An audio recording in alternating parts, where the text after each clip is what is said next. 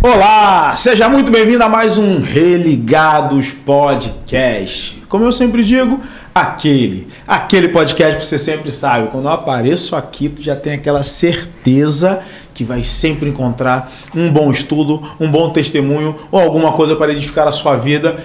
E hoje eu já vou começar diferente. Eu já vou pedir para você que já é Religados, você já sabe que a gente merece o teu like. Então, já deixa teu like aí, vou aguardar você. Deu like? Show! Deixa o comentário no final, pode deixar no final. E quem não se inscreveu ainda, ajuda a gente a chegar aos 100 mil, por favor, em nome de Jesus. Em nome de Jesus, ajuda a gente. Mas por que você vai se inscrever se não se inscreveu hoje? Porque o tema hoje é aquele que todo mundo gosta. Por incrível que pareça, todo mundo gosta e é o que mais dá rendimento batalha espiritual. E hoje eu trouxe aqui dois mestres que já vieram, então eles estão retornando. Tive essa sacada e é mestre e discípulo. Verdade. Mestre e discípulo. Eu vou começar pelo discípulo e vou fazer ele apresentar o mestre, beleza? Esse aqui já está com você, já tô mais familiarizado. Apóstolo Rudney, seja muito bem-vindo mais uma vez ao Religados, meu irmão. Amém, glória a Deus. Olha, uma alegria muito grande, né? Falei com o Júlio aqui nos bastidores que ele me deu 2 presentes, né? Em poder estar com o José Maurício e hoje com o meu mestre.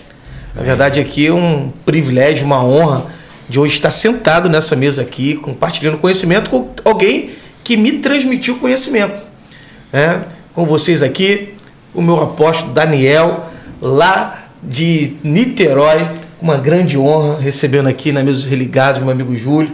Olha, uma honra estar aqui palestrando, participando. Amém. Com o senhor dessa mesa.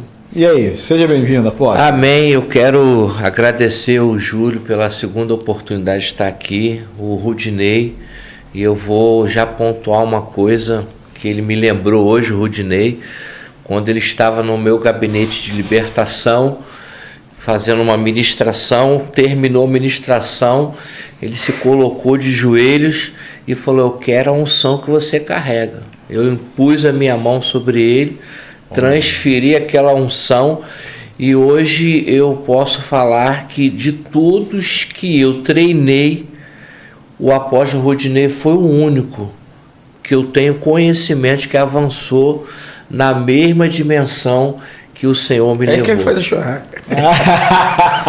Foi o único. Foi o único. Olha isso. Eu já li isso na Bíblia, hein? Foi o único. Mas eu acho que vai ter gente aí que fala assim: isso não existe. Transferência de unção, isso não existe. E agora? Como é que fala? Mas não vamos entrar nessa seara, não. Bom, como o tema hoje é batalha espiritual, nós vamos destrinchar alguns tópicos. Eu só vou levantar a bola para eles que eu vou ficar quietinho aqui só aprendendo junto com vocês, tá? Então vamos lá. Essa aqui tem a pautazinha, eu vou ficar na pauta, prometo. Então, para o senhor que é o mais antigo, qual é a definição de batalha espiritual? A definição, ela é bem simples. É uma luta constante, diária, do bem, Deus, contra o mal, o diabo. Não tem como fugir disso. E onde que começou isso, essa batalha? Ela começou lá no Éden, quando Deus criou o primeiro homem, a primeira mulher, e estava tudo perfeito demais, até que o inimigo aparece, faz uma inserção na criação, e ali, quando houve a queda de ambos, né, da mulher e do homem, o Senhor, Deus, lançou uma palavra que haveria maldição entre o inimigo e a semente da mulher. A gente sabe que a semente da mulher não só é Israel, como também é o novo Israel, que somos nós gentios convertidos em Cristo Jesus.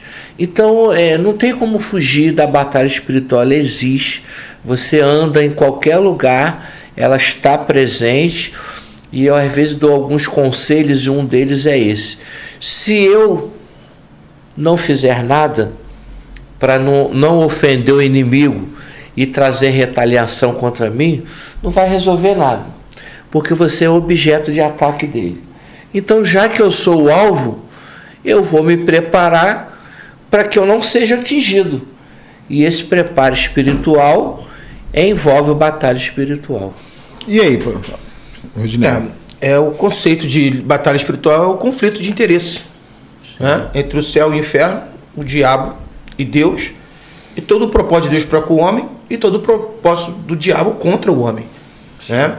Então, um ditado aí, uma história popular que diz que um homem passava pela rua, viu um muro muito espesso, né? Muita gente de um lado, muita gente do outro lado, mas muita gente em cima do muro, e se atrás olhando e dando gargalhada. E aquele homem perguntou para Satanás: você está rindo por quê? Porque tem muita gente em cima do muro. E ele falou assim: isso não te preocupa? Satanás respondeu para ele: o muro é meu. Não existe meio termo, é sim ou não. Ou é o bem ou é o mal. Então não existe por onde o crente dizer que eu não faço isso porque é muito pesado, ou faço isso porque eu deixo de fazer isso porque essa não é minha área. A igreja existe para combater o mal na terra e estabelecer o reino de Deus aqui na terra, assim na terra como é no céu. Como é que, corroborando com o que o apóstolo começou a falar, que todo mundo está em batalha espiritual. Eu estou fazendo um seminário, um intensivão teológico, né? Para quem não sabe, eu trabalho, e às vezes que eu fico sem gravar porque eu estou trabalhando muito, na Bahia. Então eu tive o prazer de conhecer algumas pessoas na Bahia que são de religiões diferentes da minha. E passeando com ele, nós fomos comprar algumas coisas. E quando nós passamos em frente ao cemitério, o cristão, o católico, se benze. Uhum. Ele fez um outro sinal. Eu, curioso, falei: meu irmão, que sinal é esse aí? O que você fez isso aí? Por quê? Aí ele veio me explicando por quê. E a gente foi passando por vários lugares. Ele passou por uma igreja, né? Falou: isso tem significado assim. Sabe? Aí paramos o carro numa ruazinha, né? Chama assim, muito encruzilhada, né? Sim. E tinha uma moeda no chão. Aí eu falei com ele, essa parada da moeda eu não meto mão, não. Ele: ainda bem que tu tá malandro. Ele falou: tu não tá bobo, não. Aí eu falei: qual é o significado para você? Aí ele falou assim: Júlio, toda encruzilhada tem um líder, tem um dono. Toda. Onde você vê um cruzamento, tem um dono, e esse dono tem os seus soldados. Falei: que isso, cara? Toda esquina, toda encruzilhada tem um dono. Falei: e por quê? Porque aí é o seguinte: cada um atua numa situação. Aí eu falei: e quando passa um crente? Ele: aí é que começa a batalha. Ou seja, a gente está em batalha espiritual a todo momento. O crente, principalmente. Sim. É o que eu falei uma vez. Aceitou Jesus? Meu irmão, se prepara que você está em guerra. Você está em guerra. Agora, tem solo e tem território. Como é que os senhores definem isso? A batalha, qual a definição de batalha espiritual? De solo e territorial nos ares? Como é que é isso na visão de vocês? Existe sim dois tipos de batalha espiritual na vida do crente e na vida do não crente também. A batalha espiritual ela tem duas definições, né? A primeira a gente chama de batalha de solo. O que é o solo? É quando você está diante de uma pessoa, face a face, olho no olho, e aquela pessoa está com um processo de bloqueio espiritual, opressão, possessão. É o que nós chamamos de ministração direta com a pessoa. Isso é o que acontece muito. Agora, a batalha territorial, muitas das vezes, não envolve pessoas em si, porque é uma questão territorial. Quando você vai para uma batalha territorial, primeiro você tem que discernir o território. Como? Você vai discernir o território se você não fizer o mapeamento do território.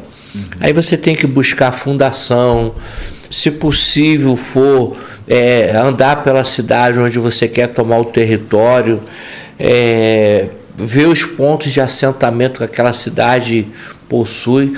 Só para você ter uma ideia, você às vezes entra numa cidade aqui no Rio de Janeiro, como algumas que eu vou. Quando eu chego no pórtico da cidade, tem uma estrutura, um obelisco. Aí você já sabe que ali tem um assentamento. Aí você vai procurando na cidade os demais assentamentos, onde eles estão, identifica o histórico da cidade, se houve peleja, guerra, violência, derramamento de sangue. Se você conseguir, você tenta descobrir o principado ou a potestade ou o trono que comanda aquela cidade. Então, quando você identifica, faz um mapeamento territorial, aí você parte para o confronto. Quer ver só uma coisa? A minha igreja fica num bairro chamado Jardim Catarina, é o maior bairro da América Latina, e esse bairro tem uma predominância muito grande de tráfico. E um dia Deus me deu uma orientação aos nossos profetas da época, né? De fazer uma unção nos 4 acessos do bairro. Então eu dividi 4 grupos, mandei para os acessos, eu fui para um e pedi que eles esperassem a minha ordem. Falei, fica atento ao celular. Quando for para ungir, eu vou ligar para todo mundo, vou dar 1 minuto de intervalo, vamos fazer a unção no mesmo tempo. Ungimos. Tomamos o território. Um dia depois, aparece na minha igreja uma moça crente e manifesta um principado, e era Beelzebu. E a primeira coisa que ele falou: quem mandou vocês ungirem o território? Vocês me bloquearam, e agora como é que eu vou entrar? Então a guerra territorial é real, é muito real, e a gente tem que levar isso a sério. Tanto é que, por exemplo, se você está dirigindo uma igreja num lugar difícil, como foi o meu caso, como é o caso do apóstolo Rudinei que está aqui, você está num lugar difícil, nada anda, a igreja não anda, os cultos não andam, você percebe um ambiente pesado, difícil, vai para o territorial, desbloqueia a tua igreja. Só que esse desbloquear envolve uma oração agressiva, uma atitude de guerra. Você não pode ir para uma tomada de território com brechas individuais, com brechas na tua vida. Você tem que ter uma vida contínua de oração, você tem que ter uma vida pessoal certinha, você tem que avaliar suas portas de entrada, você tem que ser uma pessoa ministrada, que já tenha passado por ministração. Por quê? Porque o dono do território, entre aspas, porque o dono da terra é o Senhor Deus, mas aquele pseudo-dono, porque o mundo jaz no maligno, né? Ele não quer perder o território. Então ele vai partir para o confronto. E você vai para uma guerra despreparado? Não tem. Então, queridos pastores que estão me ouvindo, porque muitos estão tirando dúvidas comigo no Instagram, tenha na sua igreja uma forte ação de intercessores. Levante grupos de oração, levante rede de oração, tenha uma vida de oração, tenha uma vida de jejuns periódicos, porque você não pode ir para uma guerra territorial despreparado. Então a guerra territorial é real. E aí, apóstolo? Sim. Aqui vai acontecer muita coisa porque é semelhante, porque o que ele viveu, ele passou para a minha vida. Sim. Né? Porque, mais uma vez, reiterando, que quando eu conheci o apóstolo Daniel, eu ele foi resolver um problema que eu estava vivendo dentro de casa. E ali, depois de ministrar quase 5 horas, uma pessoa que estava me acompanhando, e eu já trabalhava na igreja, expulsando demônios, e vendo ele ministrar, eu falei, cara, eu quero só sobre a minha vida. E muita coisa que ele viveu, eu também vivi na prática. Eu vou contar uma história para vocês. Toda região, todo bairro, toda cidade, todo estado, toda rua, toda encruzilhada é um território. E observe que cada bairro, cada estado tem um problema, tem um índice de problemas ou na sexualidade, ou em tráfico, ou em mortandade, ou em doenças, ou em miséria. Esses demônios territoriais assolam esses lugares. Sim. E atuam, em cada bairro tem um demônio que atua ali trazendo muita miséria. Você sai daqui de um determinado bairro, entra em outro bairro, você percebe que a atmosfera muda, as ruas são mais limpas ou mais sujas, as casas são mais bonitas, outras menos caprichadas. E você percebe, é notório a gente perceber que cada região tem um governante. Alguém que está ali atuando na sua especialidade, na sua área de atuação, gerando problemas na vida da pessoa. E olha, 3 pontos importantes onde a pessoa vai batalhar. Que carrega influências malignas. Território, pessoas e objetos. Sim. Território, pessoas e objetos. Então, assim, se você está numa rua, essa rua ela tem alguém que se diz dono dela. Sim. Onde gera problemas familiares, gera problemas financeiros, problemas de confusão. Aquela rua ali, você fala assim, olha, não passa naquela rua ali não, porque aquela rua ali tem um problema. Entende? Você observa esquinas, lugares onde lojas abriram, já foi farmácia, já foi bar, já foi restaurante, e nada prospera ali.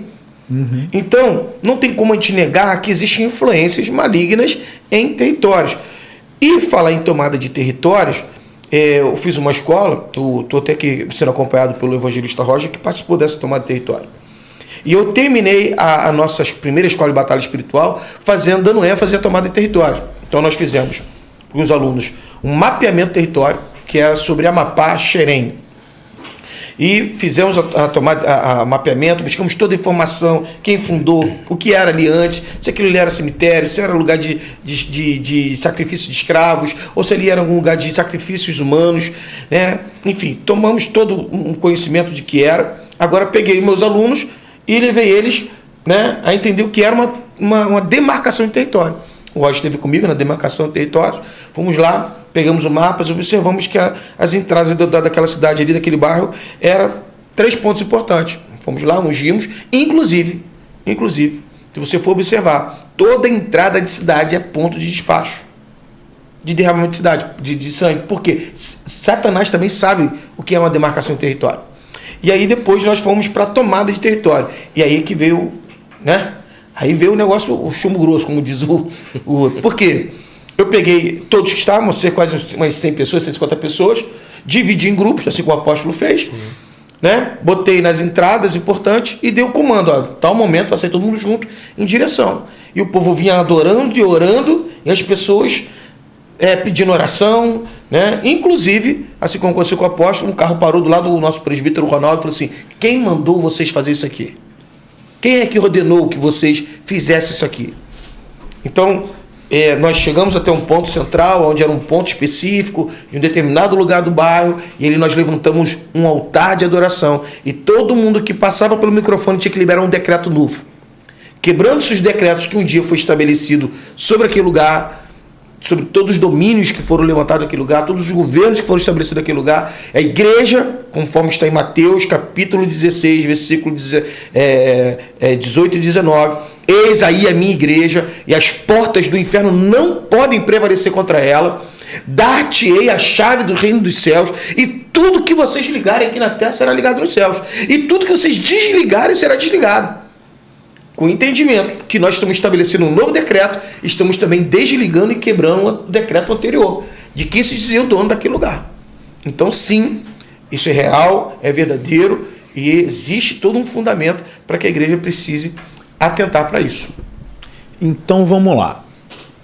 Partindo disso que você agora acabou de falar, que todo toda a entrada de cidade, eu chamaria de um portal, né? Vamos dizer assim. Todo mundo diz, política e religião se misturam. Mas política e reino e mundo espiritual, sim. Né?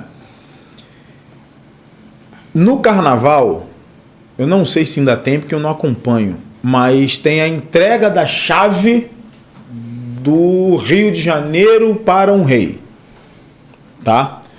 E nesse carnaval agora, foi tudo muito simbólico, mas muito profundo, para quem está ligado no mundo espiritual, que caiu numa sexta-feira 13 e foi um dos carnavais, segundo falaram, um dos mais pesados aí em situações espirituais.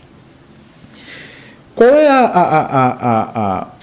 é o peso espiritual para a cidade do Rio de Janeiro, esse portal aberto no mundo espiritual nesse carnaval? Então, se você for pesquisar o que pensa ou o que eles escrevem dos próprios ocultistas, eles divergem. Uns acreditam que portais se abrem no carnaval e outros não. Os que defendem a ideia de que portais não se abrem, eles têm uma premissa interessante. O inimigo, ele não precisa de um feriado para atuar. Porque ele atua todos os dias. Por que ele atua todos os dias? Porque o tempo dele já está contado. E ele tem pressa de atrair a ele quantos eles puderem. Só que no carnaval de hoje, que não é a mesma coisa de carnaval há 40 anos atrás, por exemplo, quando as coisas eram bem mais simplificadas, havia um ar de coisa pueril, uma coisa mais pura. Hoje não. Quando o carnaval... O intento era mais oculto, né, apóstolo? Sim. O intento do propósito era oculto. Hoje está explícito. Hoje está explícito. Você vê que esse ano caiu sexta-feira 30. Eles abrem o carnaval antes do desfile. Eles vão para o local e fazem consagração, fazem liberações para as entidades fruírem naturalmente. Foi mostrado na Bahia, e isso é público, então qual o nome desse cara na Bahia? Carlinhos Brown, iniciando o carnaval, fazendo os símbolos rituais no chão, fazendo os rituais e tal, dizendo palavras, enfim. Por que o carnaval é tão... Porque dizem que até algumas casas de matrizes africanas se fecham, cara. Por que isso? Então, isso ocorre... assim, uma conjectura minha, né? Eu penso que os demônios que atuam em áreas diferentes ou em regiões diferentes, eu acho que nos dias de carnaval eles se reúnem tudo no mesmo lugar, porque a festa é para eles. Você percebe que as pessoas nesses dias elas perdem um senso de moralidade. É tipo assim, eu vou pro carnaval para experimentar tudo. Tem gente que nunca se drogou, que se droga no carnaval, nunca foi para uma orgia. Tem homens, eu vi uma influência, que eu não vou citar o nome, que a influência, ela disse assim: eu fui num bloco para achar um hétero, um homem, um namorado, não achei. Aí ela usou umas expressões que eu não vou falar aqui. Falei, por quê? Porque até os homens que não têm essa prática, eles se revelam nesses dias. Então a frequência do carnaval demoníaco está em alto nível. E os que estão lá, que estão com a sua carne sedenta pelo pecado, vai para dentro. Por quê? Porque portais de fato se abrem nesses dias e a atuação maligna é muito mais intensa do que dias normais. Então, vamos lá. É um assunto aqui que é extenso. Por quê? Você falou política e fé. Primeiro, o político representa a autoridade regional, né? uma autoridade que governa sobre um local, pessoas, enfim. Então ele tem um poder, tem uma autoridade, ele rege ali uma autoridade sobre Rio de Janeiro, São Paulo, né? Prefeitos de municípios, regem, tem sobre si uma responsabilidade de autoridade. E o poder de abençoar e amaldiçoar de uma autoridade é real. Então um pai que fala, amaldiçoa um filho com palavras de maldição, isso é ferramenta para Satanás mais tarde gerar problemas na vida da pessoa. Então você imagina uma autoridade de uma região, de um local, pega uma chave simbólica, profética, ok? A chave profética, que você pode fazer o que você quiser. Você abre ou você fecha. Não adianta falar assim, vocês estão falando besteira, isso aí já é demais, para que isso tudo? Não. É uma chave profética, é entregada uma figura que representa um principado com ordens para atuar da maneira que ele quiser. O apóstolo colocou aqui sabiamente para a gente, como ele sempre é que o carnaval antigamente parecia ser mais puro. Eu vou ser um pouquinho mais cruel do que ele. O carnaval era o mesmo propósito, só que as coisas eram colocadas de maneiras ocultas. Havia derramamento de sangue. Sim. O rei Momo tinha chaves nas mãos. O prefeito dava as chaves para ele, dizendo assim, você tá com... eu estou liberando para você entrar e sair. Ok? Mas, antes das entradas e do início das festividades, já tinha também as consagrações, só que eram mais ocultas. Isso aí. Ok? Então, assim, hoje não. Hoje está de uma maneira bem declarada que a apoteose, aqui no Rio de Janeiro principalmente, virou um altar. Um culto direto a Satanás e seus anjos. E, pegando um pouquinho mais do que o apóstolo falou, eu vou ser um pouquinho mais duro, porque não adianta você achar que o carnaval é o momento que você tem liberdade para fazer o que você quiser. Porque nesse carnaval, daqui a 9 meses, as pessoas estarão colhendo consequências disso. Daqui a alguns meses, as pessoas estarão nos hospitais colhendo consequências disso. E esse principado que atua, ele ordena os barracões, ele ordena os centros, que todos os demônios que estavam lá saiam para atormentar. Sim. Saiam com liberdade para aproveitar toda a legalidade, toda a quebra de aliança, todo o acordo feito. Então, assim, é um momento em que a cidade é dada a autorização de um prefeito para atuar, e ele está ali para atuar, para atormentar, para destruir, para matar, para roubar, famílias destruídas, pessoas viciadas, pessoas arruinadas de alma, pessoas que estarão agora, nesse mês de março agora, sem dinheiro porque gastou o seu salário todo, vai estar endividada. E um problema que vai gerando agora outro problema. Por quê? Um abismo vai chamar outro abismo. Então deixa eu falar uma coisa. Me permitam, me alongando um pouco, mas o senhor vai entender o que eu vou falar. Fica à vontade. Júlio, tem um pastor, e eu vou falar aqui porque eu preciso agir com verdade. Porque nós somos pastores dessa geração. Você concorda comigo? Sim. Nós temos responsabilidade com essa geração. O religado está tendo responsabilidade com essa geração. Você, Júlio, não sou pastor. Não, você tem responsabilidade. Abrir esse canal aqui para a gente falar a verdade, edifica vidas, alcança as vidas. E outra coisa, tem um pastor que vai para a apoteose, é o segundo ano que eu observo isso, e diz que o carnaval é do Senhor, que os crentes podem ir para o carnaval. Eu não sei se vocês assistiram isso. Isso é mentira. Isso é mentira. Esse mesmo pastor também, eu não estou aqui falando mal de quem acredita nas entidades, nos espíritos, porque ele acredita, é o direito dele constitucional de acreditar. Então eu respeito você. Eu não acredito, e também é meu direito de não acreditar. Sim. Amém? É meu também direito legal de não acreditar. Porém, esse pastor vai em público, no meio da apoteose, dizer que estava abençoando o carnaval e que o carnaval não é do demônio. Então, aquelas entidades que são adoradas lá, o quê? Esse mesmo pastor estava lá, não sei aonde, numa festa de Iemanjá, dizendo que estava festejando a festa de Iemanjá porque ele também é filho de não sei quem. Você realmente acredita que ele é o pastor da Assembleia de Deus?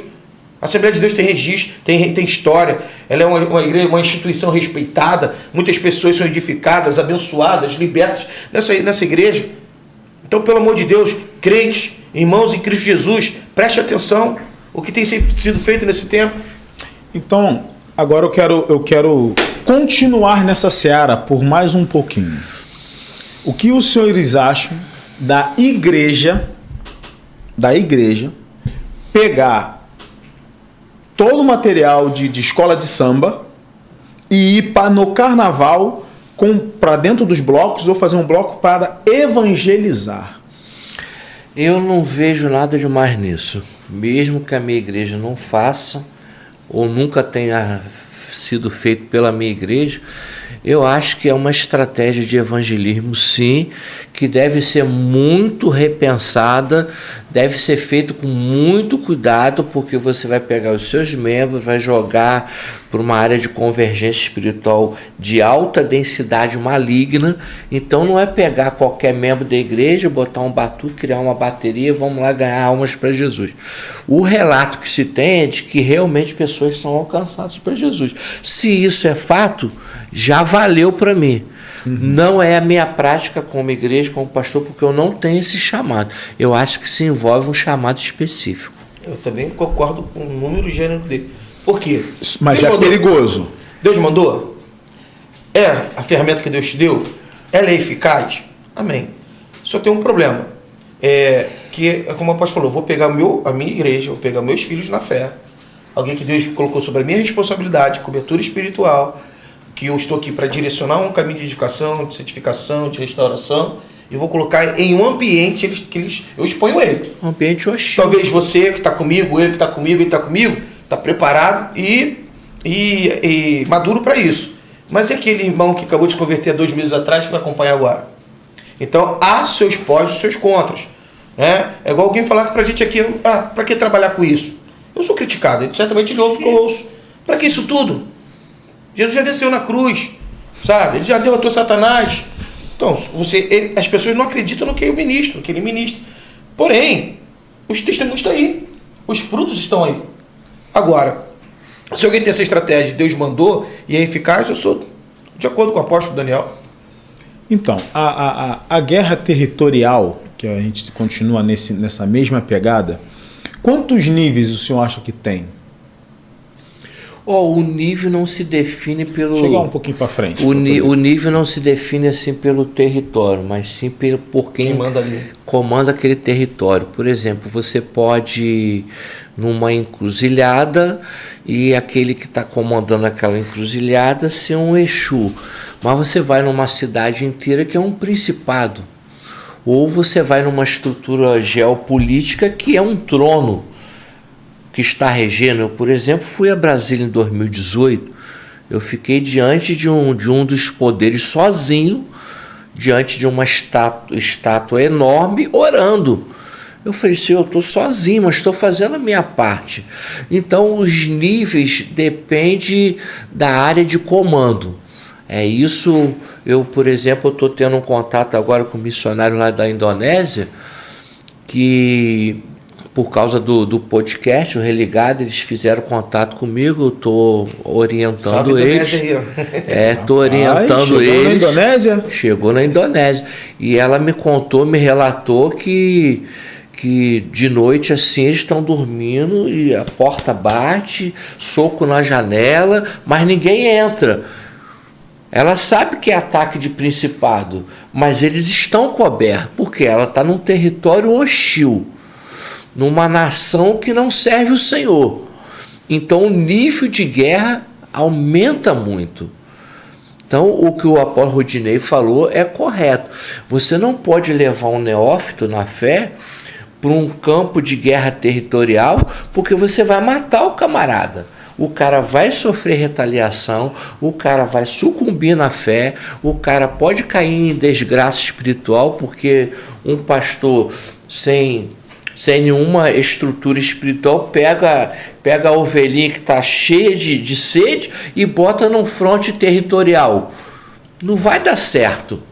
Então, o nível aumenta conforme o território. Há muitos anos atrás, existia uma cortina de ferro chamado comunismo na extinta União Soviética.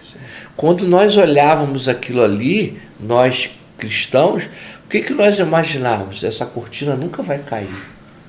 E ela caiu. Hoje você tem países hostis ao Evangelho e você pensa que a igreja está morta, mas não está não. Por quê? Porque os territórios estão sendo tomados. A igreja hoje, não são todas, o apóstolo Rudinei sabe disso. Algumas igrejas hoje, principalmente a com viés apostólico, que é da linha neopentecostal, elas acordaram para a guerra espiritual.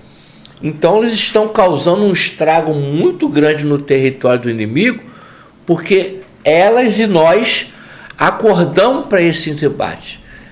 Entendeu? Então o nível aumenta assim conforme o valente que comanda aquele território. Daí a importância de você entender de fato o que é uma batalha espiritual. Ok? São interesses, guerra de interesses e um conflito de interesses de dois reinos. Aliás, de um reino e de um império. Ok? E como que você entra em um território sem antes você fazer uma análise do lugar? Ok? Antes, como você ataca o inimigo em um determinado campo de batalha, se você não sabe que tipo de armamento que ele usa, você não sabe onde ele se posiciona, quanto que ele tem de material bélico para sustentar uma guerra, ou seja, quantidade de munição, suprimentos para se manter, talvez, abrigado até que se passe. Enfim, então é importante as pessoas buscarem ter conhecimento nessa área, porque cada área vai ter um governador, como o apóstolo falou aqui, e cada governador dessa área, trono, principado, seja com o nome que você queira achar que possa ser dado, porque na minha nomenclatura é a mesma da dele. Eu aprendi com ele. Sim. Então a sua pode ser diferente. Ah, não, porque agora eu estudo tronos. Não, beleza, eu sei. Mas todo lugar onde Satanás se apodera de uma área de uma pessoa, ele estabelece um trono. Sim. Até um PG, até um Exu, Sim, pode fazer trono na vida da pessoa. Fazendo ele ser escravo da bebida, fazendo ele ser escravo das drogas, gerou um trono ali na vida da pessoa. sim. Enfim, então assim, todo lugar tem. E para isso, você vai precisar entender a área de atuação dele e como agir. Como você vai, de fato, se movimentar. Porque para cada área você vai ter que ter uma estratégia. Sim, e só para corroborar o que o apóstolo Rudinei está falando, você vê que havia um distrito ali no período bíblico de Cristo, chamado Decápolis, Deca 10, policidade. Ou seja, um distrito com 10 cidades. E tinha um principado que comandava ali, que era o Gadareno. Ele comandava a partir de onde? Olha só a estratégia do diabo. A partir do cemitério que ficava na porta da cidade. Porque os cemitérios em alguns lugares não podiam ficar dentro da cidade, ficava à porta, do lado de fora. Impuro, né? Considera lugar impuro. Sim, impuro, lugar estratégico. Quando Jesus atravessa o mar, o principado já sabe. O território está tomado. O mar se levanta. Por quê? Porque aquele homem chamado Jesus Cristo não pode chegar lá. Porque se chegar, vai tomar o território. E quando Jesus chega, ele faz o quê? Ele expulsa o Era líder. o quê? Por que tu me incomodas? Por que tu me incomodas? Tu vieste a mim por quê? A legião que comandava aquele homem, que quebrava corrente, as pessoas não acreditam nisso, mas está na Bíblia. Quebrava corrente, eu já vi demônio levitar na minha frente, querido. Eu já vi um pai de santo que 1,5 metro de altura me procurou. Quem era esse pai de santo? Ele comandava a extinta TV Manchete. Canal 6. Tinha uma novela chamada Carmen e a novela só ia para o ar quando ele dava ordem. Ele era pai de santo de várias pessoas influentes da televisão. Ele me procurou porque ele estava abandonado, porque os que ele tratou, abandonou ele. Quando ele não serve, não tem mais utilidade, jogam para o lado. Ele estava morando num lugar simplório, me procurou, sentou na minha frente. E quando eu comecei a conversar com ele, a testa dele começou a suar e pingar suor. Eu falei, Satanás, você já tá tudo ali. Já tá tudo aí. Eu falei, eu nem perdi tempo, Júlio. Eu já sabia que estava ali. Eu falei, pode vir. Pode vir quem comanda a cabeça dele. Jogou ele pro alto. Ele virou por cima da cadeira. Eu falei, não adianta você fazer barraco aqui. O comando mudou. O comando mudou. O comando é de Cristo. Você foi pai de santo. Mas agora você é filho de Deus. E você vai sair daqui liberto. E o diabo não quer isso. Não quer que pastores se levantem. Não quer que igrejas abram a visão para entender a questão territorial, questão de reino, porque sabe que Jesus chegou em Decápolis, tomou a cidade e transformou aquele homem em evangelista.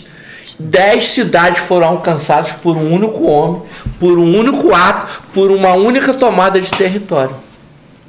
E detalhe, o negócio é tão estão começando a perceber. Para e pensa, estrategicamente, se você fosse um militar e precisa tomar um território, você iria estudar teu inimigo?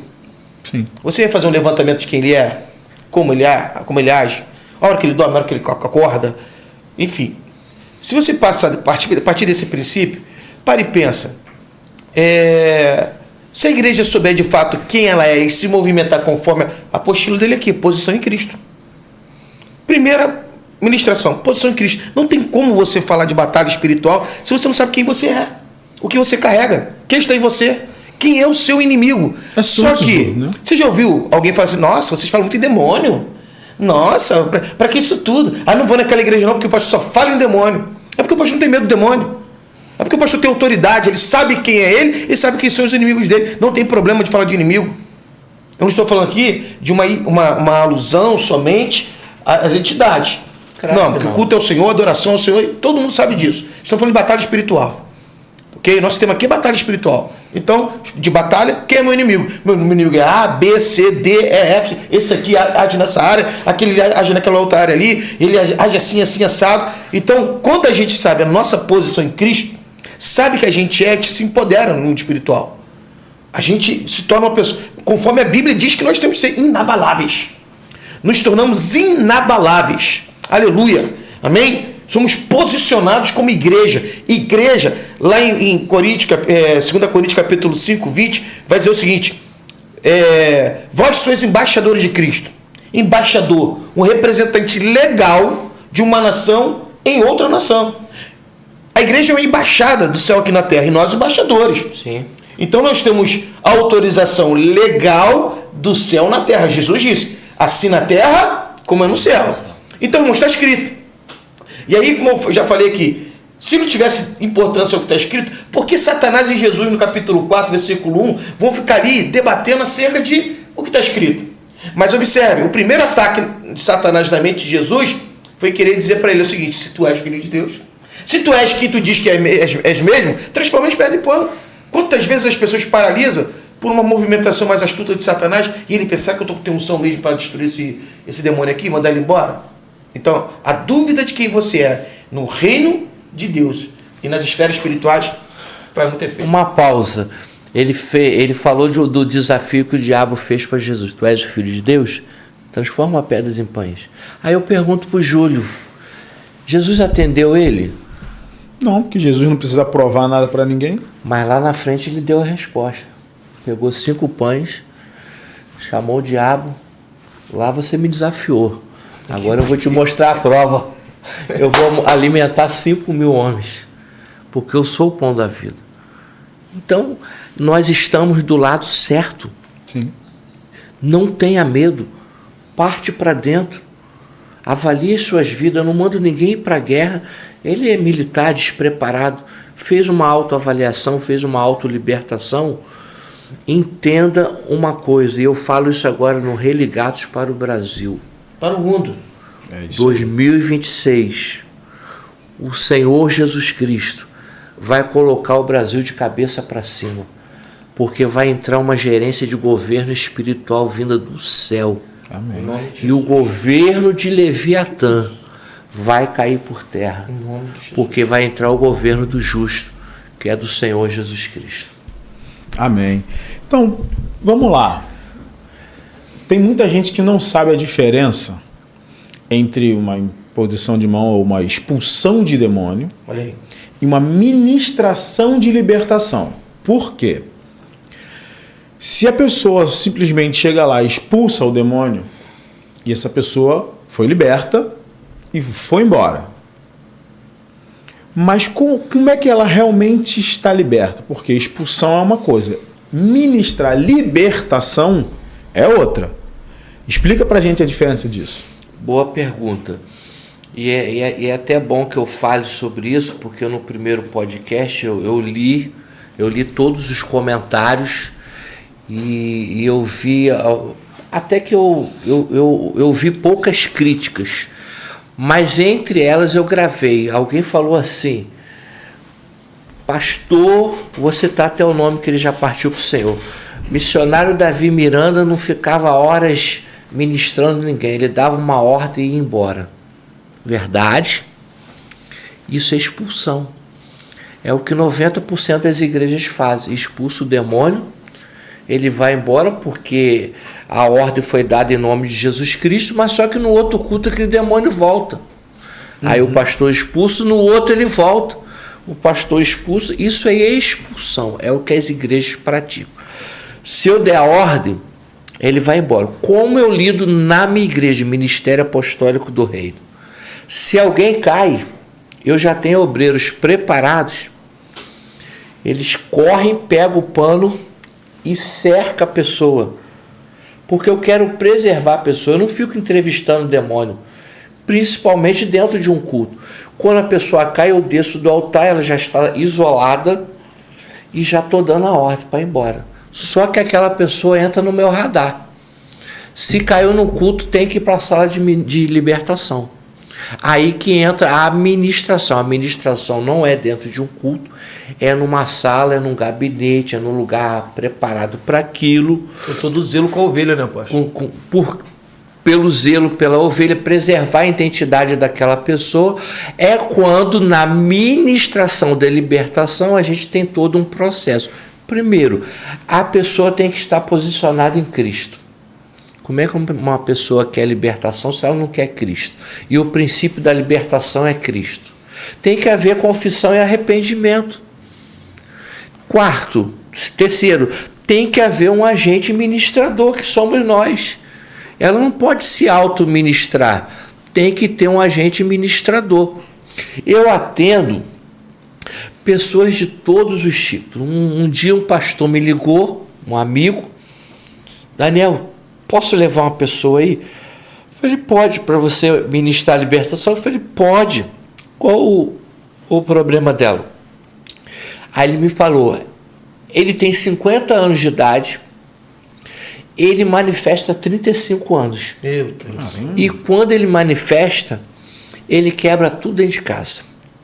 E o que a família faz? A família já fez de tudo. Família católica, já subiu a escadaria da Igreja da Penha, já fez dezenas de promessas e nada resolve. Ele continua manifestando e quebrando tudo. Falei: leva ele, traz ele para Catarina, traz ele para a igreja.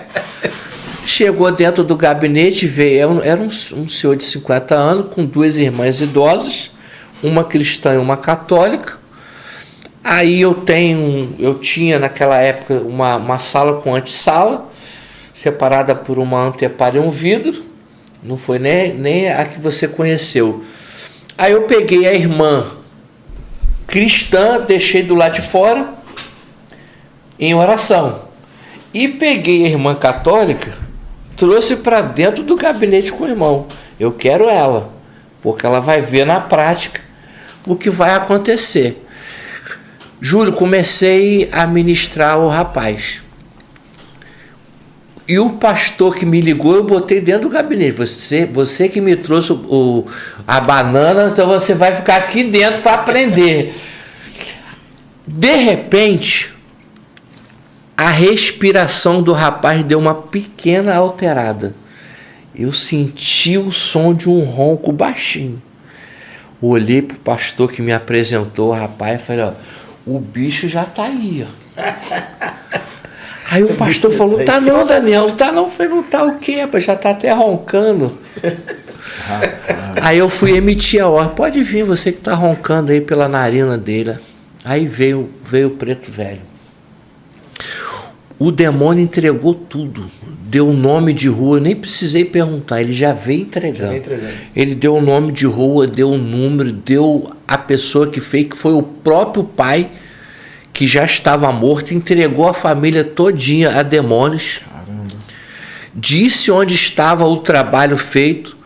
nós emitimos uma ordem para que os anjos de guerra fossem ao local, recolhessem o assentamento, e aquele senhor, depois de 35 anos manifestando, foi liberto para a glória de Deus. E eu vi, para terminar, olhei para a irmã dele católica, eu falei, e aí?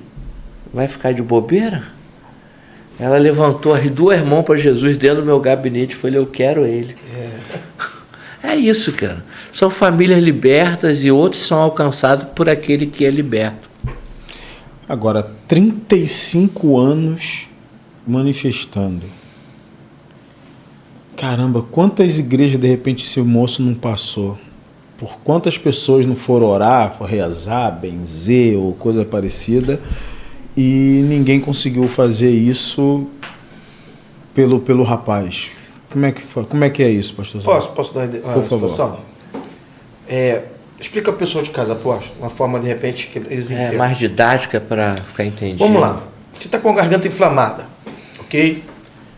A garganta inflamada gera em você dor de cabeça, febre no corpo. Sim. Né? Às vezes náusea, né? Vômito, enfim. Eu vou dar a você uma dipirona, um antitérmico, e por algum momento você vai ficar sem dor de cabeça, sem febre e sem nenhum tipo de problema. Porém, vai passar o efeito da dipirona, você vai voltar a ter febre, você vai voltar a ter dor de cabeça, dor no corpo. Ou seja, o remédio que eu te dei foi paliativo. Ele não tratou a causa, tratou o efeito. Exatamente. Libertação é tratar a causa e não o efeito. Exatamente. A manifestação denuncia que tem um problema. Se tem um demônio ali, tem um porquê ele está ali.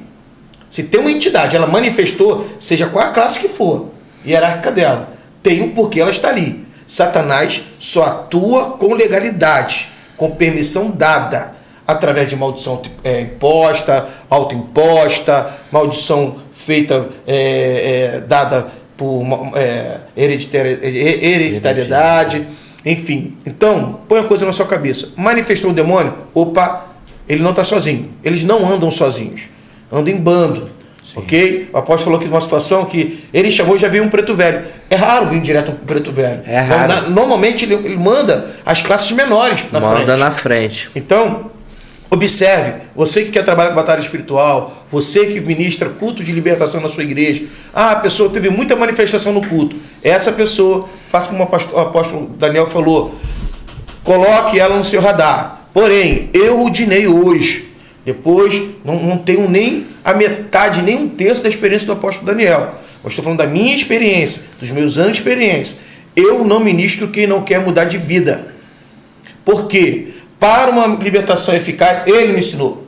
Para uma libertação eficaz é necessário que haja arrependimento, haja confissão de pecados e abandono do pecado. Isso aí. Vou te dar um exemplo, você que está de casa, se o Júlio me permitir. Claro.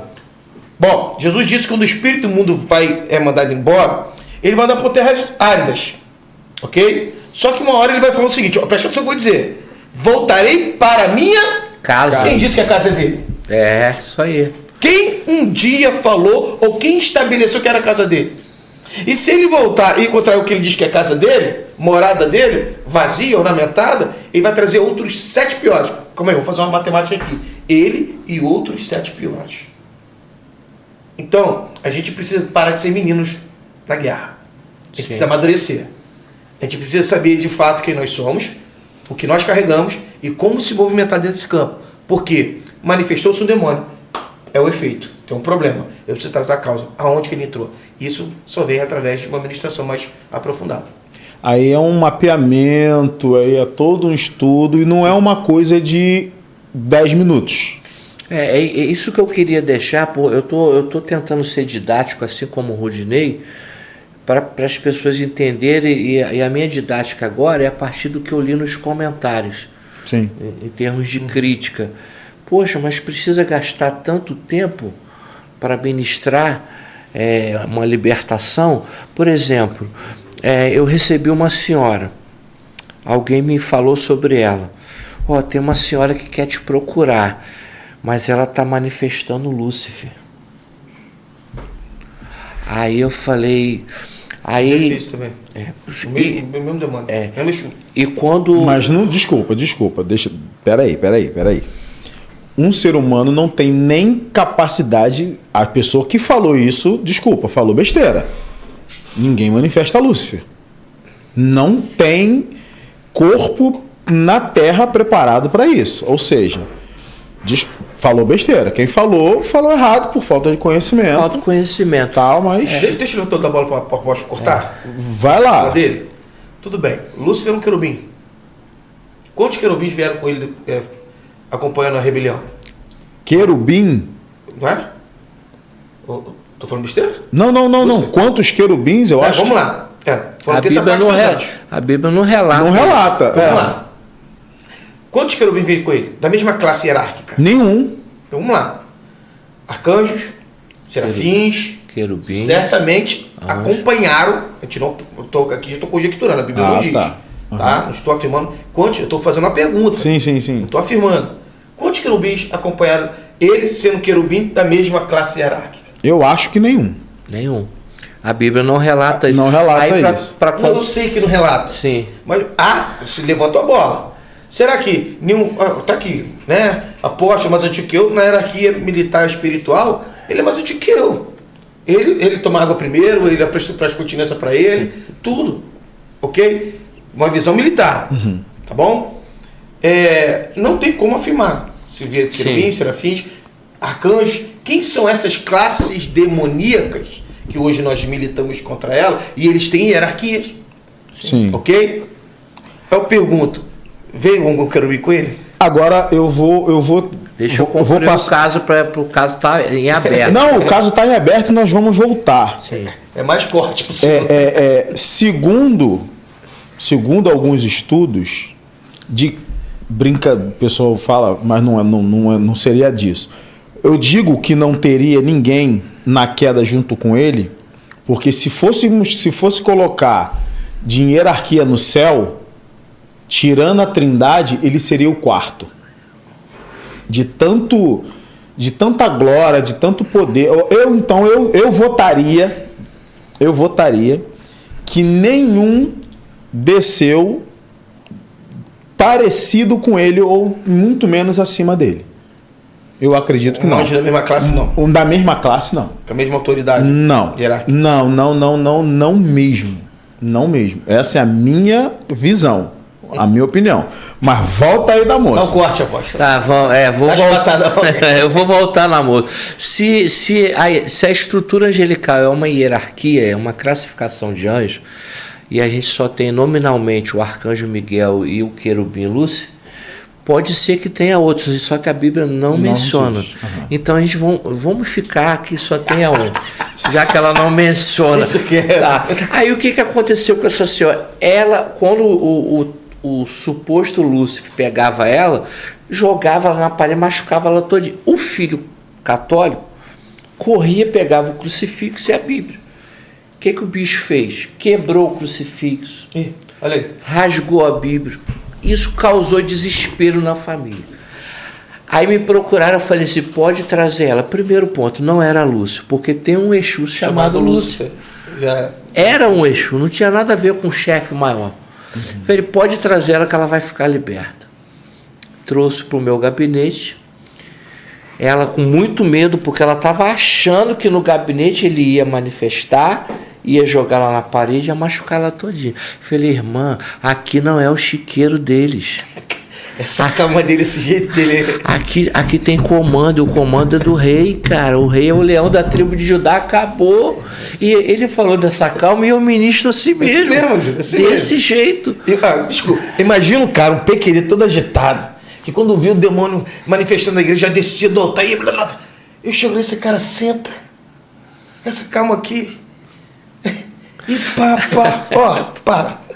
Aí o que aconteceu? Eu falei, irmã, senhora, fique em paz, a senhora vai ficar liberta. E chamei.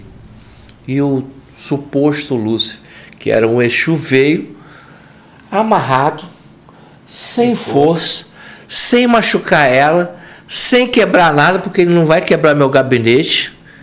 Ela ficou liberta, por quê? Por causa da estratégia certa. E a estratégia, ela vem por experiência, prática, conhecimento. O meu povo perece por falta de conhecimento. Então, como ele militar, conheça o teu inimigo. Um episódio recente da prisão do Maduro. Uhum. O exército americano fez uma maquete do local, treinou durante 30 dias. Não, foram meses de treinamento. Meses de treinamento. Para invadir o local. Resultado: precisão 100%, prisão 100%. Por quê? Treinamento, pastores. Treina, sem morte. Pastores treinam. Do lado americano. Do lado americano, sem morte. Porque do lado do inimigo eles fizeram a lenha. Fizeram. O documentário que eu vi, não. O quê? Americano, mas zero morte. Foi muito. Não foi pouco, não. Tem um relato de uma soldado... venezuelana, que ela falou que, usaram tecnologia que ela nunca ouviu falar. Falaram que eles pareciam bonecos caindo. Foi algo assim que ela nunca viu, e ela ainda deixou um recado. A nação que pensar que pode enfrentar, bater de frente com os Estados Unidos está redondamente enganado. Então, já que a gente está nesse meio militar, eu já vou voltar aqui para fazer isso. Isso está dentro de uma segurança, de uma ação segura.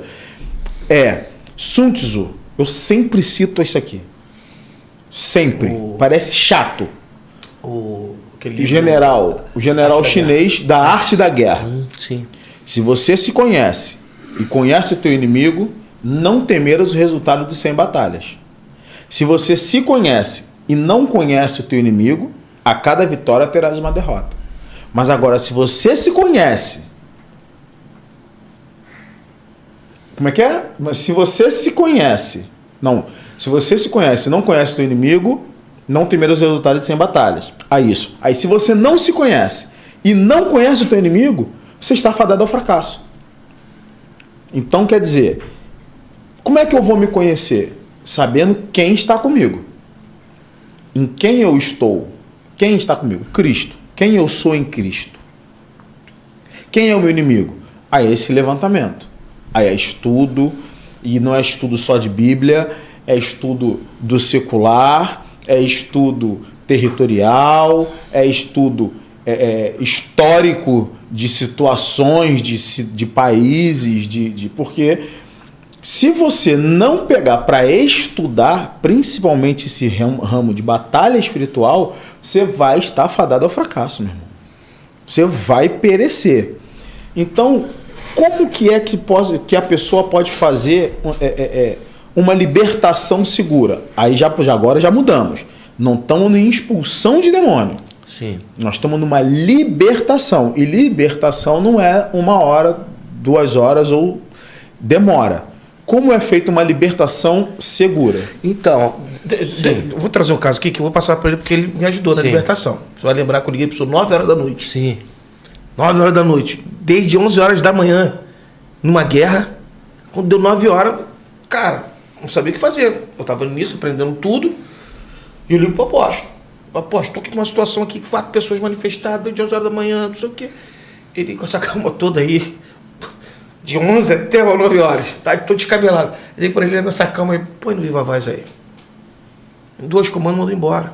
Meu filho, sai daí, deixa eu te dar uma orientação. Isso é a importância de ter mentores, e ter humildade. Ter humildade, ter pessoa que te discipula.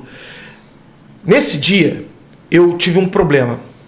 Foi uma segunda-feira, e eu ministrei a pessoa manifestou. Naquela época eu estava aprendendo, então a pessoa começava a virar o olho no meio do culto, eu já ia. Eu terminava o culto suado, aí virava o pastor contra o demônio. Era exatamente o que ele falou: meu filho, faz isso não, o culto é do Senhor, é para adorar o Senhor, manifestou, manda embora. E aí manifestou, Júlio, aí o demônio falou assim: pega tudo que é teu, vai embora. O demônio, eu vou embora, porque você está mandando. Mas se eles não tirarem o casco de cerveja debaixo da escada, eu vou voltar. Eu mandei embora, acabou o culto, foi para casa. Na segunda-feira, 11 horas da manhã, o telefone toca. Um diácono: pastor, fulano está manifestado aqui. O demônio que estava nela já gritou: eu falei para ele que eu ia voltar. Mandei um presbítero que morava próximo da residência, não conseguiu resolver. Mandei meu pai e minha mãe, que eram vivos na época, pastores, não resolveu o problema. 1h da tarde eu chego lá. E aí tentei resolver pelo telefone, estou indo para aí.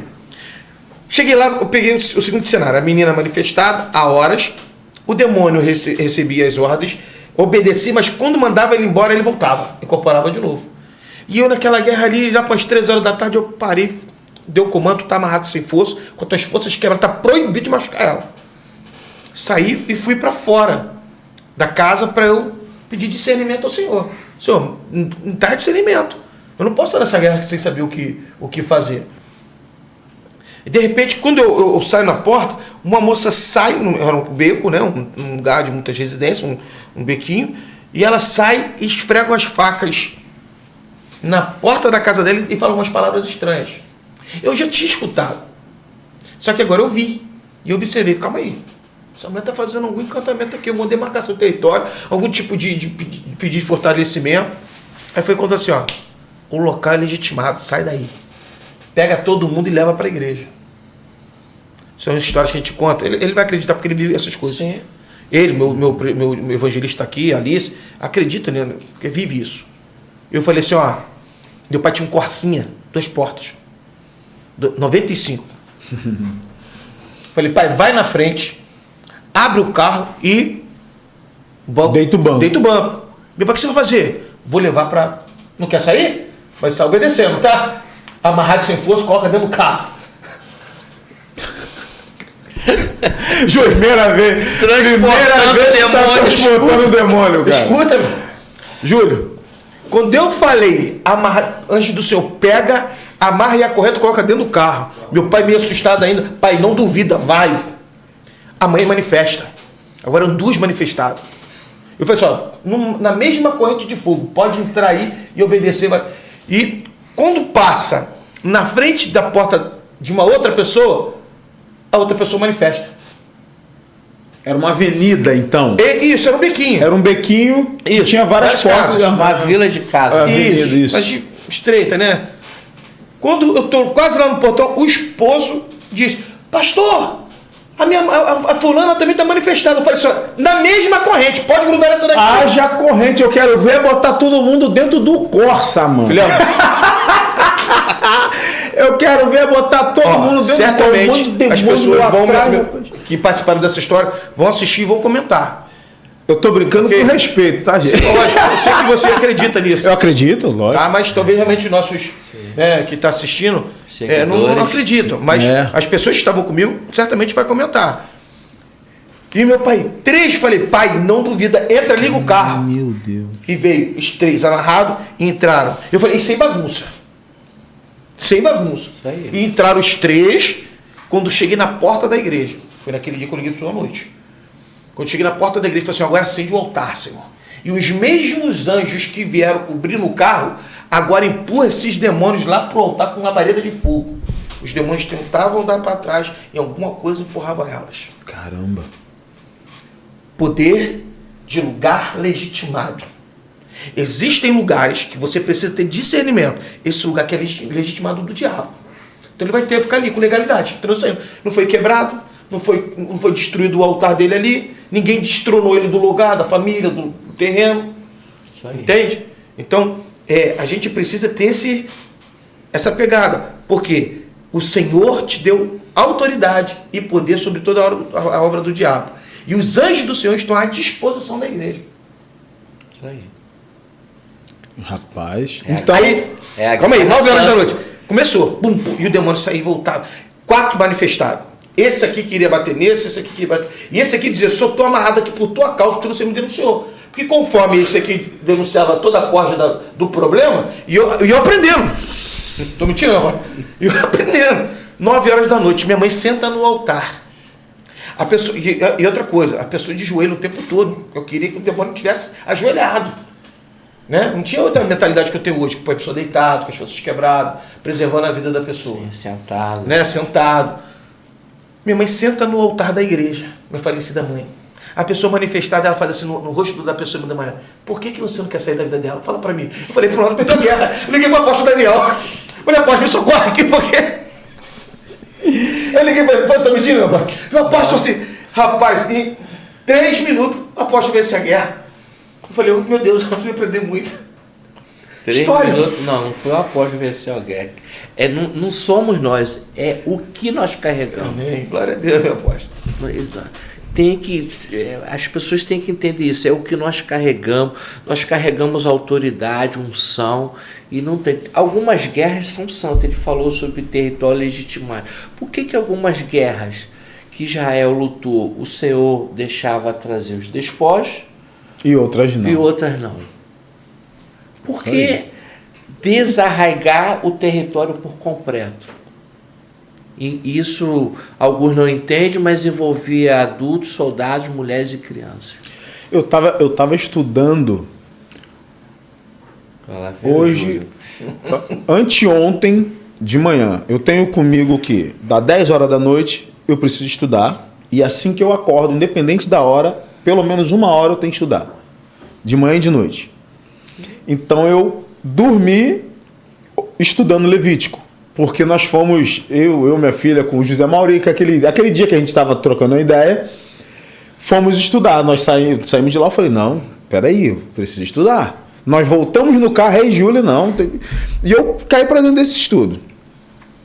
E agora, no finalzinho de Levítico 16, aquele assunto que foi aberto? Aquele assunto que foi em aberto, esse mesmo. Falei, não, eu vou buscar isso aí. Tá só ouvindo, né, Júlia? Eu vou buscar isso aí. E exatamente. Em Levítico, quem estuda Levítico estuda a santidade. Levítico é santidade. Sim. Tinha lugares, tinha guerras que o Senhor pega tal coisa, e em Levítico, se eu não me engano, no finalzinho, eu sou muito ruim de gravar, mas ele fala assim, ó, o ouro, a prata, o gado, não traz nada disso. Deixa tudo lá.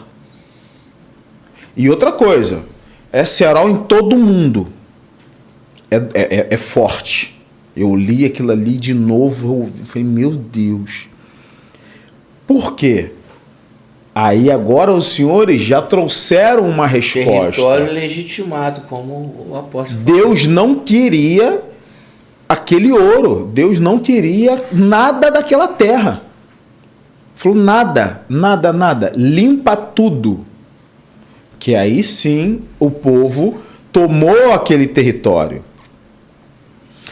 Eu entrevistei uma menina e vai ao ar. Na verdade, quando vocês estiverem vendo esse podcast, o dela já foi ao ar. Que ela falou assim, eu ganhei muito dinheiro, comprei muitas coisas com a magia, que ela servia a matrizes africanas e tal, então ela falou que ganhava muito dinheiro. E que agora ela está perdendo tudo.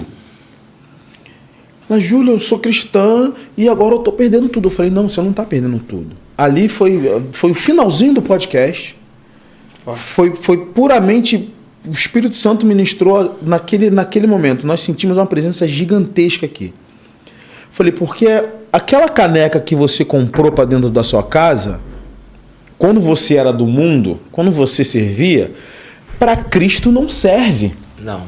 Então ele vai quebrar, ele vai destruir, ele vai arrancar tudo que você conquistou com magia, com tudo aquilo que você fez de errado. Você é uma nova criatura. Deus não vai usar aquilo que está ali, que para ele é maldito. Então sim, sinto te informar, você vai perder tudo que você conquistou naquela época lá.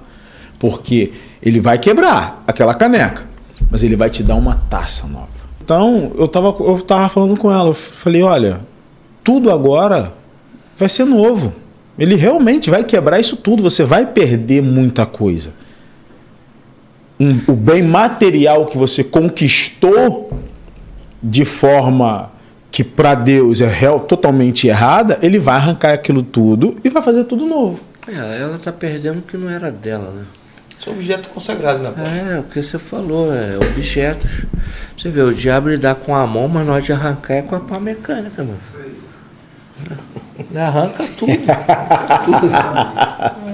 Ó, e é um detalhe, como eu falei aqui no início, são áreas que nós temos que observar para a libertação. pessoas, lugares, objetos. Sim. Então, quando você faz um pacto com Satanás, ele vai te dar coisas. Coisas que vêm dele, abençoado por ele. Tá? Eu falo abençoado aqui, é porque é uma linguagem que eu acredito que todo mundo vai entender. É como se ele dissesse aqui, isso é bom para você. Só que quando ele perceber que ele está perdendo território e o governo, ele vai requerer o que é dele. Por isso que nós temos que entender, cara, isso aqui é um objeto consagrado. Então isso aqui não pertence mais à minha vida. Como você bem falou, né? Uma nova história começa a partir de agora. O que ele me deu, jogo fora e agora eu vou construir um novo tempo na minha vida. É isso. E para a pessoa que se vê, que aceita Jesus, aí fala assim, pô, eu aceitei Jesus, minha vida piorou, meu carro quebrou, e não sei o quê. E eu... Peraí. Como é que você conquistou isso?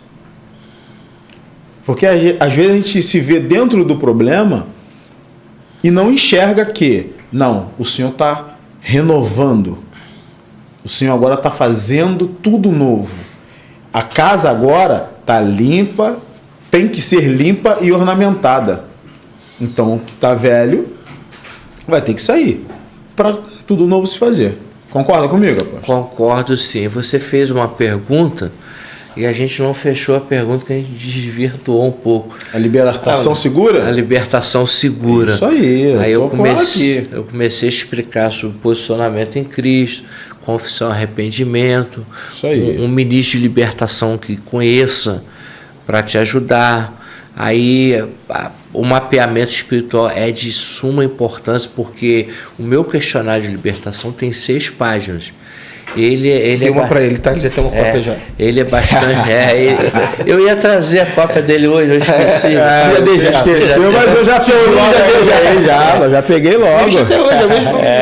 E aquela. É a mesma? É a mesma. Ó, então vamos fazer o seguinte: quando fechar aqui o podcast, a unção de um passou pro outro e dos dois vai passar para mim. Tem certeza? Você quer? Eu vou dar esse mole, meu irmão. Vou dar esse mole. O conselho de estratégia. Tu acha que eu trouxe vocês dois aqui à toa? Então, o que eu faço? A partir do mapeamento, é um questionário invasivo, tá? Quando eu termino de ministrar, eu devolvo o questionário à pessoa. Eu não fico com as informações dela. E como que funciona o questionário? Por que é seguro? Porque a própria pessoa renuncia verbalmente o que ela assinalou no mapeamento. Então, é ela quebrando o próprio altar. E normalmente, quando elas começam a renunciar, aparece. Ou trava a boca ou manifesta. Geralmente manifesta na oração de renúncia, ou trava a boca, ou aperta a garganta para não deixar falar. A gente já está ali preparado. Quando termina o questionário, tem alguns casos que quando manifesta, eu ordeno que o demônio vá embora, fique amarrado lá de fora, porque eu quero ela lúcida para renunciar. Aí ela consegue renunciar tudo lucidamente. Quando termina a renúncia e não houve nenhuma manifestação, fica tranquilo. Eles vão vir, calma. A gente faz um próximo passo, que é o fechamento de acessos, que são, eles chamam de ponto de chakra, né? Sim. A gente unge o alto da cabeça, os olhos, orelha, nariz, boca, dorso, palma das mãos, umbigo, tem gente que unge a garganta, o ossinho da coluna do alto do pescoço até o quadril, dorso e sola dos pés. Fechei o corpo. E onde eles estão? Lá dentro, encurralados. O corpo lá fechado, estão encurralados. Nessa hora, antes, eu colocava a pessoa de pé, segurava na mão e ministrava. Mas o tempo chega, né? A idade vem. Eu não vai dar mole, rapaz. Com problemas de coluna, né? O que eu faço? Eu sento a pessoa na cadeira, eu sento de frente a ela, seguro na mão, depois de ungida, aí eu vou para a guerra, vou para o confronto, eu chamo mesmo. Já está identificado o cabeça, já sei quem é o orixá. Aí, geralmente, 99% das vezes, nesse momento, ele manifesta. Aí, o que a gente faz? A gente ordena que o demônio, ele próprio, o cabeça, decrete a derrota dele e dos comandados dele. Quando ele decreta a derrota, a gente vai para finalmente, ordena que ele vai embora com toda a falange, como o apóstolo falou, eles não andam sozinhos, é sempre um orixá comandando mais 7, isso. Sempre. Ordena que eles vão embora, que eles vão embora, né? E sem direito a retorno, não pode esquecer isso, sem direito a transferência, porque senão sai da pessoa, pega na mãe. Sem direito sem direito a retorno, sem direito a transferência. Alguns casos, eu ordeno os anjos de guerra que arrastem ele, leve e dê a eles o destino que o Senhor quiser. Em alguns casos eu não deixo, eu peço antes para não deixar nem pisar no território da igreja, para não deixar rastro, entendeu? E a gente manda embora. Feito isso, a pessoa está livre, liberta. Qual é a próxima oração? Preenchimento. Com o Espírito Santo. Preenchimento. Porque se deixar a casa vazia... Desocupou, preenche a casa, meu filho. Sai o capiroto e entra o dono da casa, que é o Espírito Santo. Nessas horas, muitas pessoas, muitas, né? Porque eu já ministrei tanto que eu falo muito. São batizados com o Espírito Santo, são renovadas em línguas, muitas. Pessoas que estavam aprisionadas. Outro ponto, para gerar mais segurança numa ministração segura, após o mapeamento. Aprendi até com o apóstolo mesmo. Você faz a oração agora de cobertura. Peça ao Senhor que cubra a tua casa, sua família, sim, seus bens móveis e imóveis, seus projetos espirituais e materiais, que os anjos do Senhor sejam ali com ordem dadas a proteger, proibir de Satanás passar pela rua, ordens, decretos. Sim. Se nós acreditamos que somos embaixadores de Cristo, nós podemos sim liberar decretos. Sim. Nós somos muito criticados. Quem é você para liberar decretos? Somos embaixador de Cristo, sua representação do céu na terra, sua manifestação de Deus em carne. O Espírito Santo está dentro de mim. Ele habita dentro de mim. Então ele manifesta através de mim as suas virtudes. Obras maiores do que ele fez e disse que eu faria. Então eu estou debaixo de uma liberalidade de fluir com aquilo que está sobre a minha vida. Cristo tem voz e esperança da glória. Irmão, está escrito. Outro ponto que você que está ouvindo a gente, de repente você pode até procurar o apóstolo, a mim, sei lá. Porque eu quero fazer um mapeamento. O mapeamento não termina só aí. O maior fator, o fator mais importante agora, depois do mapeamento, vida com Deus. Sim. Não queira negociar a sua vida. Porque eu vou fazer um mapeamento que agora está tudo bem. Está tudo bem porque foi todo mundo embora. Agora é vida com Deus, vida de princípio, vida estabelecida diante do altar do Senhor, com compromisso com o Senhor, com vida com Deus. Esse é o fator pós-libertação. E muita gente negligencia. É o que a gente chama de manutenção da libertação. Não é expulsar e acho que resolve. Pronto, acabou. Não, posso voltar para o carnaval? Não, tem que manter como? Vida no altar, gente. Sem vida no altar, sem libertação. Zero libertação. Altar, zero libertação. Zero libertação. Agora, você tem que estar preparado para os confrontos. E, por exemplo, eu não sei se eu contei no primeiro podcast, eu acho que não, porque eu fiz algumas lives depois. Eu recebi um senhor lá, pequenininho também. Eu não sabia. Vou levar uma pessoa aí. Só que a pessoa diz que vai levar, mas não diz o que é. Qual o problema? Qual o problema da pessoa? Eu vou ter que descobrir, né? Aí eu estou em casa orando, me preparando para ir ao encontro da pessoa. Eu ouvi a voz do Espírito dizendo assim: quando você estiver de frente para ela, coloca óleo no dedo, unge o ouvido, corta a comunicação. Eu falei no primeiro podcast. Sim. Então, essa pessoa era satanista. Se você puder descobrir o que ela é, o ministro de libertação, quanto mais informação você tiver, melhor. A questão geracional.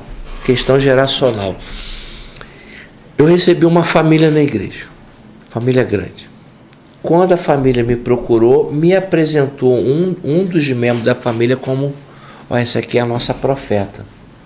Eu falei: amém, não conheço a família. Eita glória, você da glória já. Já apresentou com patente alta, né? Uma igreja apostólica, uma igreja avivada. O que aconteceu? Membraram-se todos, e a menina começou a se sentir mal, a profeta. Começou a sentir mal no culto, mal-estar, nada de manifesto, nada disso. Levamos ela para a sala dos profetas, cara. Meu Deus. Ali é... Aí a chapa esquentou. A minha esposa, que lidera o ministério dos profetas, botou o óleo no dedo, foi no umbigo dela, na hora. Só vinha principado. E principado que não tinha nada. Quando ela manifestou Shiva, a língua dela veio abaixo do queixo. Essa história você contou para mim. Como é que a língua dela cresceu tanto assim?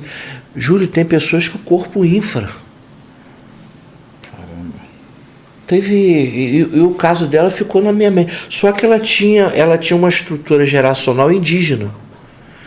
O que estava vindo nela, Afrodite, outros principados, não tinha nada a ver com a estrutura geracional. Aí o ministro de libertação tem que ficar ligado, ó, tá vindo o principado porque o Senhor quer entregar algo. Deus permite. Achou que o corpo dela suportava, liberou. E os principados que vieram foram entregando a chave. Aí no final eu fui e chamei a parte geracional. Aí começaram a vir os caboclos.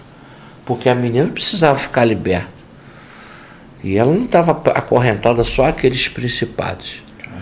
Então, a administração segura tem alguma regrinha, tem algumas chaves que o ministro precisa aprender. Aí fica um grande ensinamento para muitos líderes, pastores, pessoas que querem falar que trabalham com libertação. Se você ora, o demônio manifesta, porque eu trabalho com libertação. É um pouco mais além do que você está pensando. Tá? Por quê? Tem pessoas que no meio do processo de expulsão de demônio, fica falando línguas e marchando. Não sei se você já viu isso. Esse não é o momento de falar em línguas. Porque falar em línguas, biblicamente, naquele momento ali, que você está fazendo, é uma autoedificação. Pronto, biblicamente. Isso aí. Só vai ter edificação para aquelas pessoas que estiverem em volta se houver uma interpretação. Sim. Então, marchar e falar em línguas, você não está usando as ferramentas corretas para aquilo que você está fazendo naquele momento. Você precisa, mais do que nunca ali, ter uma consciência racional, saber o que você está fazendo. Sim. Ok? Usar as ferramentas corretas. Naquele momento ali que a pessoa está manifestada, você precisa, mais do que nunca, ter um espírito de discernimento. Uma unção de discernimento. Ok? Do que é verdade, do que é mentira. Do que é Espírito Santo, do que é espírito maligno. Ok? De um território, se ele é legitimado ou não. Enfim. Se fica aqui um grande exemplo para as pessoas, Júlio, que elas saibam disso, que não é momento de emoção, é um momento de racionalidade em Cristo, ok? É uma posição racional, madura e não emocional. Sim. E aí você começa a ir para um outro nível, porque tendo discernimento, você vai começar a perceber que cada entidade tem uma área de atuação. Sim. Ok? O apóstolo falou um pouco aqui de algumas coisas, eu ia complementar, mas eu ia interromper de novo o raciocínio dele.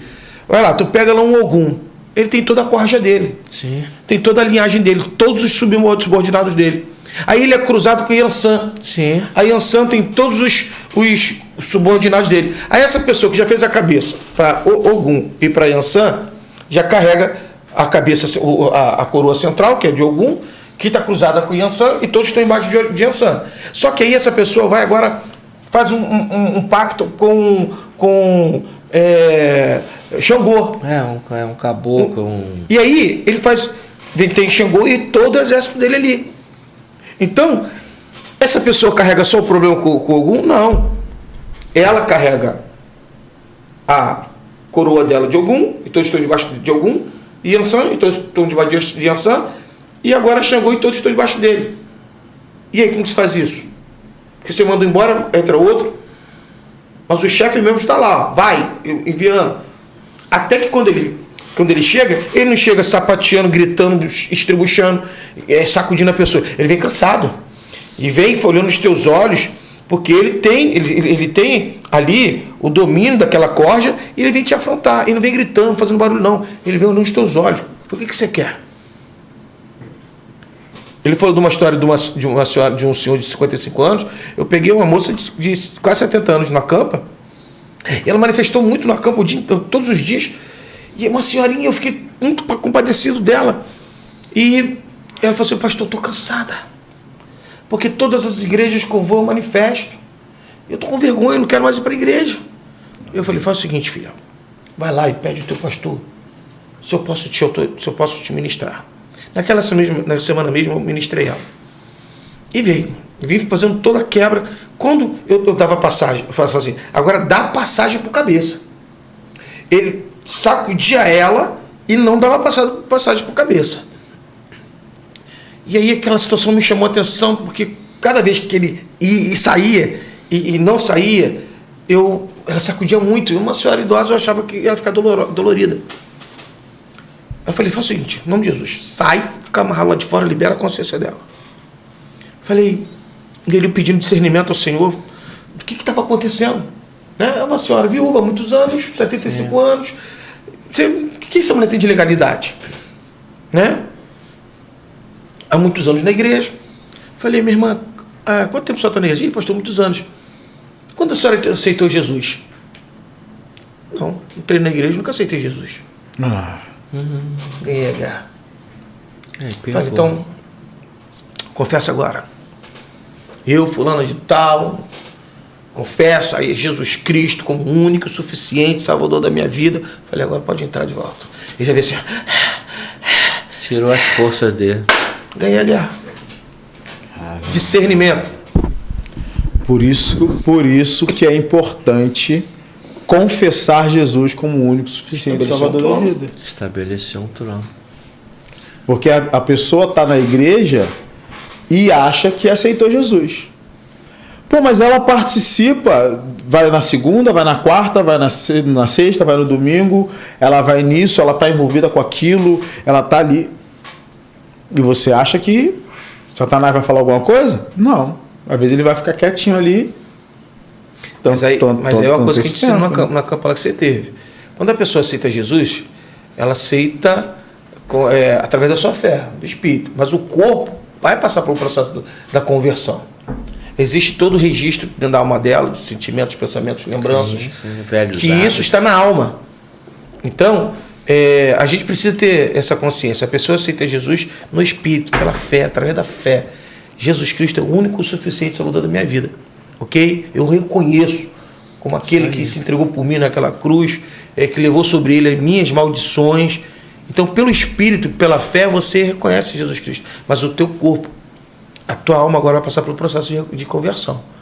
Porque os traumas, as feridas, as mágoas, isso agora o Espírito Santo vai começar a te limpar. Você vai passar por um processo. O teu corpo, que era acostumado com a nicotina, vai começar a ser purificado. Umas pessoas vão ser imediatamente o que acontece, tá? O processo é imediato, na hora é liberto. Mas outras pessoas entram num processo da conversão. E a gente precisa ter paciência com essas pessoas. Sim. Bom, que aula, hein? Diz pra mim que essa aula aqui não merece um like. Não é possível. Não é possível que não mereça um comentário seu, um pedido de ajuda, um pedido de socorro. Agora vamos falar sério aqui, porque às vezes você está passando por essa situação ou sabe que alguém passa, a gente acaba se colocando à disposição. O Religados e esses homens de Deus estão aqui exatamente para isso. Você está precisando de ajuda? Peça ajuda, peça discernimento, faça contato com esses homens. Pode entrar. Eu sou aluno aqui. Eu nem aluno sou. Pode entrar em contato, porque nós trabalhamos para o reino. Sim. Isso é. Nós trabalhamos para o reino. Se você aí não confessou Jesus, de repente essa chave agora que o apóstolo Rudney fez, caramba, peraí, cara, eu confessei Jesus? Se você está na dúvida, confessa agora, não perca tempo. Se você tem um pastor, procure o seu pastor, procure o seu líder. Se quer ser ministrado por um desses homens, chega lá, conversa com ele, pede autorização, faz contato com esses homens de Deus, não deixa o tempo passar, tá bom? Eu vou finalizando aqui, vou agradecer vocês, essa mesa maravilhosa, consegui, né? Sempre que eu dou presente assim pros outros, não é sempre não, hein? Pegar um mestre e um discípulo Posso relatar uma coisa que aconteceu? Pode, por favor. Quando eu estava em casa assistindo o podcast, não, aliás, eu fiz o podcast aqui e vi muitos comentários embaixo. Eu fiz menção ao nome dele, né? E ele agradeceu, né? Por eu ter feito menção. Sim.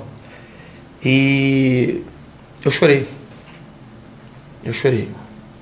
Porque quantas pessoas eu discipulei? Quantas pessoas eu ensinei que eu sei de graça? Foram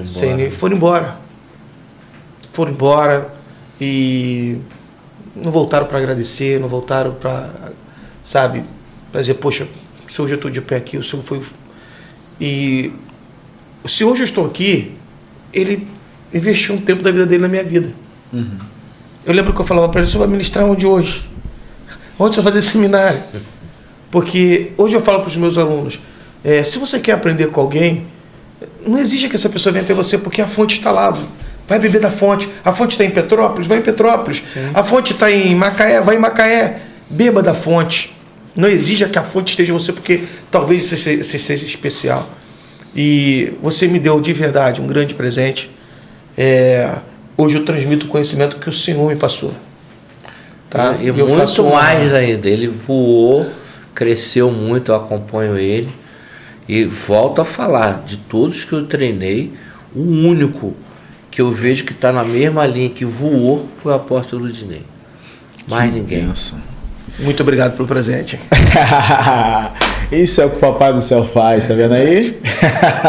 Quando foi que você pensou que um dia estaria sentado do lado dele? Rapaz, verdade, nunca. Nem eu. Até porque ele tem as atividades dele, tem as minhas atividades, né? Então, é realmente de Deus aqui. Algo maravilhoso que aconteceu na minha vida aqui. Então nós temos que realmente agradecer muito ao Senhor por esse encontro que foi escrito lá na eternidade. Amém. Né? E você aí que está em casa é quem mais ganha, né? De poder beber desse conhecimento. Eu sei que muitos podem até querer zombar, muitos não vão acreditar, mas só peço pelo menos respeito. Os comentários aí, tenha respeito, porque eu já falei, se não tiver respeito, não comenta. E se comentar sem respeito, eu já dei a ordem. Pode tirar do comentário. Não precisa. Sim. Aqui a gente fala, eu sempre falei que eu sempre respeitei todas as religiões, respeito as pessoas, porque tudo parte do respeito. Eu, mais uma vez, quero só agradecer vocês. Muito obrigado por vocês darem esse seminário aqui pra gente. E eu sei que vai ter muito comentário ali de pessoas dizendo que, olha, realmente me ajudou. E muita gente vai procurar vocês aí. Agora tá, o homem tá ficando internacional. Se tá na Índia, agora vai vir no Japão. Tá internacional. Só vocês mesmo. Ô, Júlio, posso levantar uma bola aqui pros Religados? Por favor, por favor. É ousadia, hein? Opa! Pessoal do Religados, você já imaginou uma escola do Religados só de batalha espiritual pra você? Cobra o Júlio. Pergunta, Júlio, quando é que vai ter uma base de preparação de Libertadores aí? Rapaz, vamos ver. Pode ser que esteja surgindo aí, Júlio, uma universidade. José Maurício. De batalha espiritual. Meu Deus. Olha a equipe. Chamar o seu primo. Miqués. Olha, rapaz, olha. Uma base nacional de escola de libertação. E aí? Religados. Será? Cobra o Júlio no canal. Então faz o seguinte. Se você que acompanha o Religados, que acompanha o José Maurício, canal TV Palavra Viva, se você que acompanha agora o Apóstolo, vai que vocês de repente comentam aí, não, eu acho interessante, o Brasil precisa de uma escola dessa. Minha aposta. Comenta aí que vão botar esse projeto pra frente. Vambora, eu não corro de batalha, não. Universidade Internacional de Batalha Espiritual. Aí já foi longe demais. Olha, rapaz. Tá na Índia? Homem Do Japão? Não é? Religado não tá no Brasil. O senhor vai atender agora quem? Se eu for... O casal da Indonésia.